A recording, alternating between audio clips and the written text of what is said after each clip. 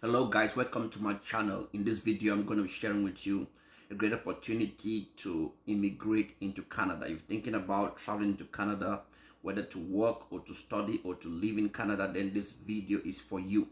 This one is actually a better option to the study visa or even a work permit, because it's a permanent permanent residence route. It's called Express Entry into Canada. Express entry is one of the fastest ways to immigrate into Canada, and is so amazing, because when you come into Canada by express entry, you come in with your permanent residence at once.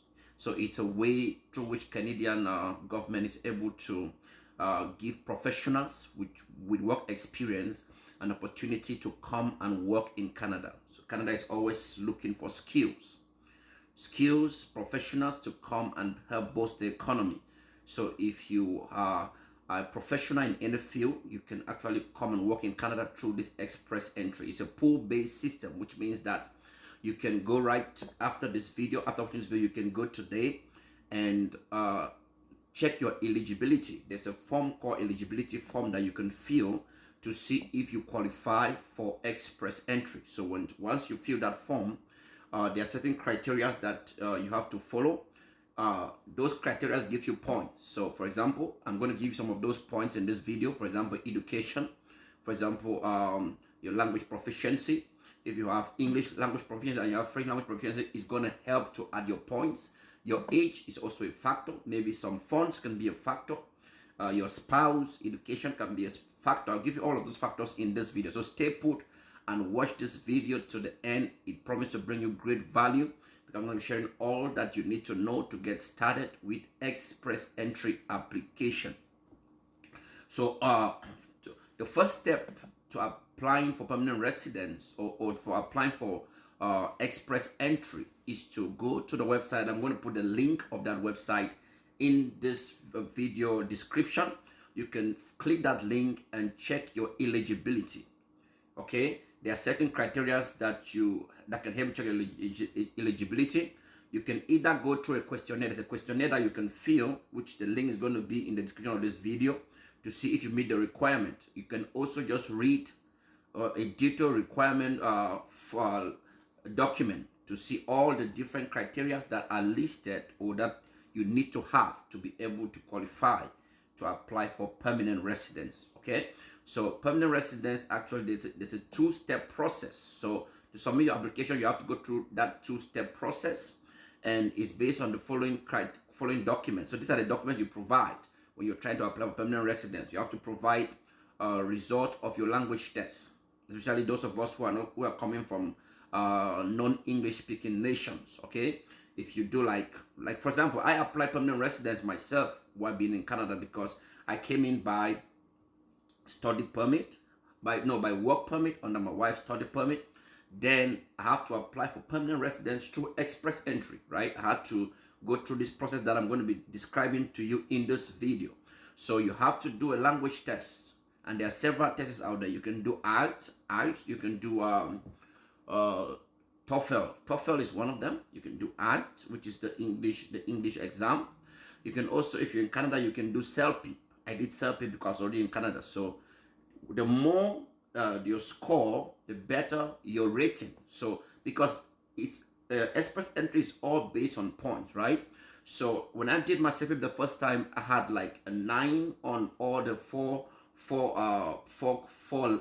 areas, which is like reading, speaking, listening, all of that. So but I needed more points. Okay, the maximum was 12, so I had to go write it again, because I was looking for at least a 10 to be able to meet up with my requirements. So if you write your language test the first time and you don't get the score you require, you might want to write it again and aim for a higher score. You might learn from the first experience, right? And if you want to do that language test, there are a lot of information out there on the internet. You can read about it. You can follow YouTube videos. Some YouTube channels actually helped me when I was trying to do my CELP.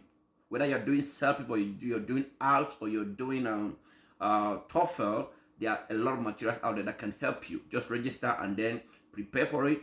Give your maximum best, because the more points you have, the greater chances you have. So maybe every month or less, the Canadian government goes into that pool of express entry and draws out people who should apply for permanent residence. Okay, so there's always a cutoff mark. Let's say this month they decide to put a cutoff mark at 600. Okay, the maximum is 100, 1,200. That's the maximum maximum points. Okay, so if you go there and you fill your application and you discover that you have maybe 700 points or 600 points, right?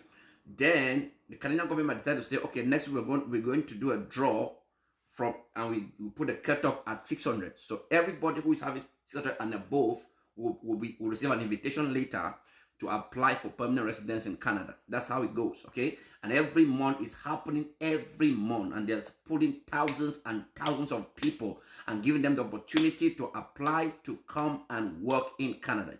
You too can be among those. You too can decide to join that bandwagon. It will cost. It doesn't cost you money to create and to enter the pool. Okay, it might cost you money to write your English language proficiency test.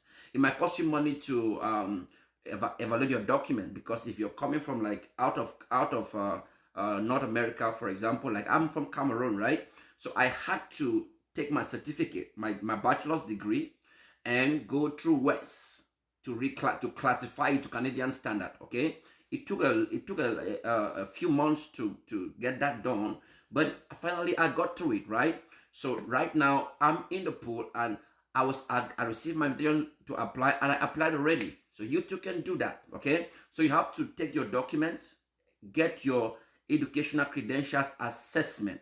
Okay, so you take your documents and you go through an organization like West, okay, and get them to assess your credentials and give them Canadian equivalent.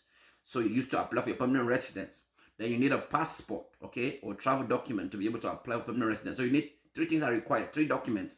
The first one is your language proficiency test result, and then you need your educational credential assessment report, and then you need a valid passport or travel document. Okay, once you get those 3, you are good to go. But I said the first step that you can do right after watching this video is to go ahead and fill the form, which is in my description, the eligibility form, to see if you qualify to apply, so that you know already these are the factors I should be working on in order to get the highest score. Okay, so you can always try to get the highest score possible. Always try to get the highest score possible, and the only way to do that is to look at those criteria that you can be able to manipulate. For example, if you are having a language proficiency test of 999, you can discover that if I can get 10 10 10, then I get more points, right? So you go for it and you write it again, and you aim for 10 10 10 or above.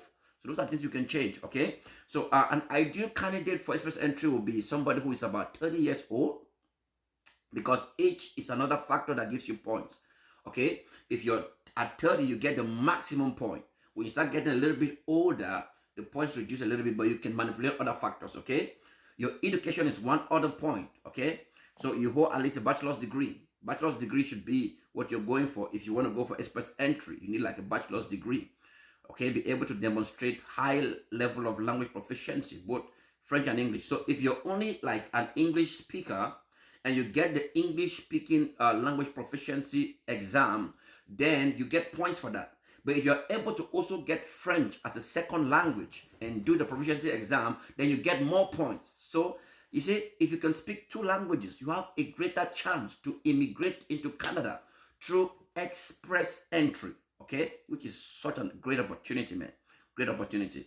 So these are the factors that you should be looking for if you want to apply for express entry. I'm going to give you a list of factors right now that you can try to be looking at, which will help you to get the maximum point possible and probably be in the next draw. Many people people are flocking into Canada, and Canada has a vision to bring in millions of people through this program.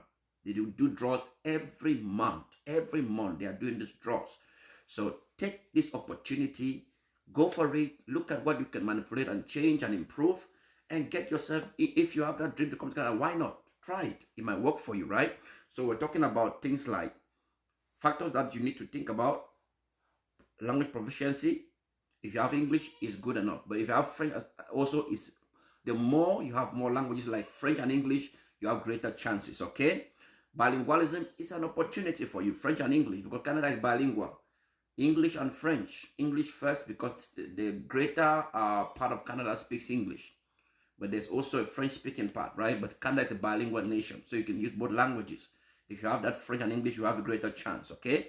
If you have at least a bachelor's degree, master's degree, PhD, the higher the certificate that you have, the more points you get, right?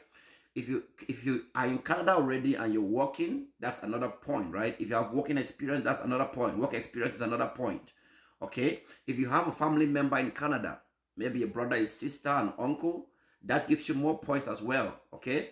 Maybe the money. Sometimes you need to show some amount of money, right? If you have some money in the bank statement, can give you some more points as well. Okay, an arrangement for an employment. If you can get an employment for, within Canada, that gives you more points. If you can be nominated by a province, that gives you more points as well. If your spouse, if you have a spouse, okay, maybe the spouse has an education that is at least a bachelor's degree, or can also go and take the language proficiency test, that will give you more points. For example, when we were applying, my wife had to go and do the language proficiency test so that we can get as many points as we could. And just within a few months, we were invited to apply, okay? So I hope that this video gave you value, and you please remember, without action, nothing changes. Nothing changes without action. So please go right now in the description, share this video. Please help me subscribe to this channel. It's going to help the channel, okay? Give a thumb up to this video so that you can reach more audience, okay? And go right now and fill that form, share this video, and see you. And if you have a question, please drop a comment, drop a comment, and I will gladly respond to your question. I'll probably have to create something like an Instagram channel, Telegram channel, so I can get to share more of these things to you on Telegram.